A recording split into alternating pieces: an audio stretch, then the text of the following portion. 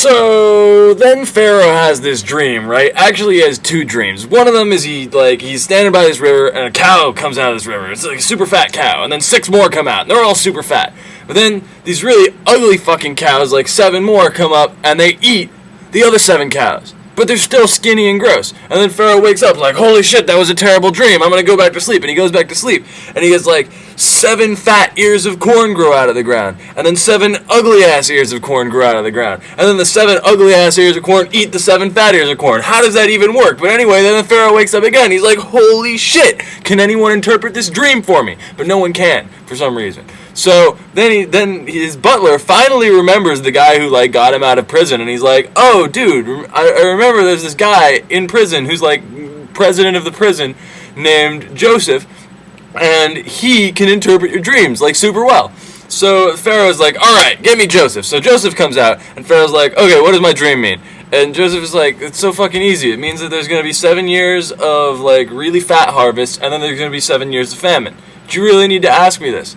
And it's ordained by God. So what you need to do is you need to stock up on food for 7 years, and then for the famine, then you can sell food to everybody when they're all starving. It'll be great."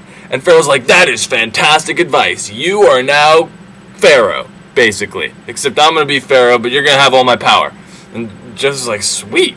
So then for the next 7 years, they stock up food, and then the famine starts. So then all of a sudden, everybody all over Egypt and like everywhere is showing up and being like, "Hey, can I get some food?"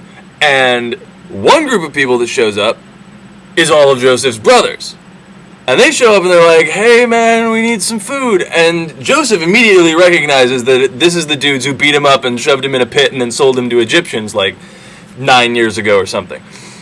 So he's like, "Oh shit," but he gets this translator and he starts talking to them, and they have no idea who he is for some reason. I guess because he's like so oiled up and Egyptian looking at this point, they just don't get it. But he's like, "Hey, who are you guys?" And they're like, "We're some dudes. We have like 12 brothers and shit." And Joseph's like, "I only count 10. And they're like, "Well, one of them's dead and one of them's back at home." And Joseph is like, "I want to see your other brother. So here's what you're gonna do. I'll give you some corn, you leave one of your brothers as collateral, and then you go back and you bring me the other brother, because I think you're spies, and otherwise, if you don't do that, I'm going to kill you." And they're like, "Okay, well, I guess we'll do that then." So they leave one of their brothers. I don't even remember his name. Nobody gives a shit about that guy.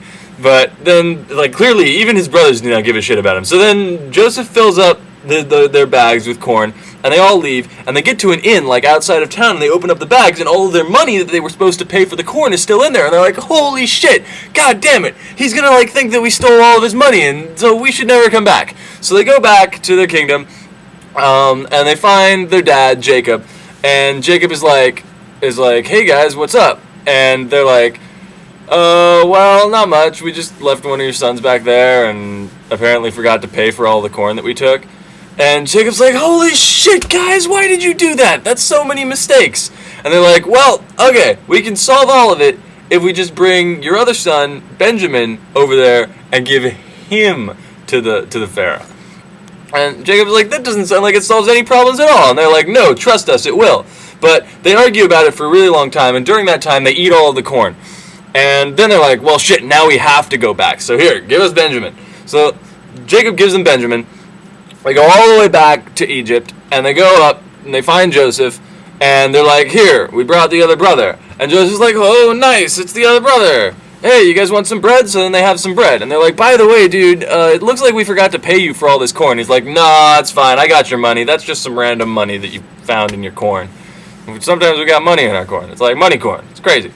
So he apparently doesn't give a shit about that. And they all eat and everything. And then he fills up all their sacks and everything and sends them on their way. But he also plants this silver cup in one of their sacks, like his special silver cup. And then he sends one of his servants to go after them and be like, "Hey, what the fuck? You stole that silver cup. You're all slaves now." And so they come back. And they're like, "What the fuck, man? This is going to make our dad die of grief."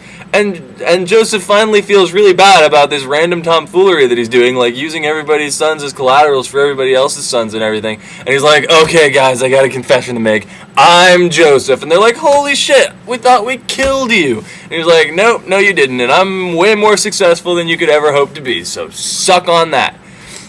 And then he's like, hey, go on and invite Jacob over here to live. So they go back and they invite Jacob over there to live, and he's super stoked about it. And they all come back and they live in Egypt for a while, but the famine's still going on. So they got to keep buying bread from the Pharaoh, and they run out of money. And they're like, holy shit, now we gotta fucking exchange all of our cows to you for bread. So they do that. And then they're still starving. So then they don't have any cows, they don't have any money, they don't have shit. So like, well, guess we'll sell ourselves into slavery for bread. And Joseph's like, I see no problem with that. So now they're all slaves to like Joseph and Pharaoh. And they give all of their land to him too. But they're still alive, so that's pretty cool. And then it comes about time for Jacob to die. And he's like, hey guys, can you, like, once I die, take me all the way back to the land where, like, Abraham and all of my dads and shit were buried, because I'm a stickler for tradition. Also, all of my sons, come here. I'm going to bless you in different random, vaguely insulting ways, and then dub you the 12 tribes of Israel. So he does that. And then he dies, and then they mummify him, and then they take him out to the place where all of his family are buried, and they bury him, and all of Joseph's brothers are like, holy shit, now that Jacob is dead, Joseph is totally going to take revenge on us for, like, throwing him in a ditch and selling him to Egyptians. So they go back to Joseph, and they're like, hey, Joseph, guess what your dad said right before he died? He said you should totally forgive all of us. And Jacob's like, yeah, sure, why not? Turned out pretty well for me, after all. So it looks like it all turned out in the end. And the moral of the story is that if you're favored by God, you're pretty set.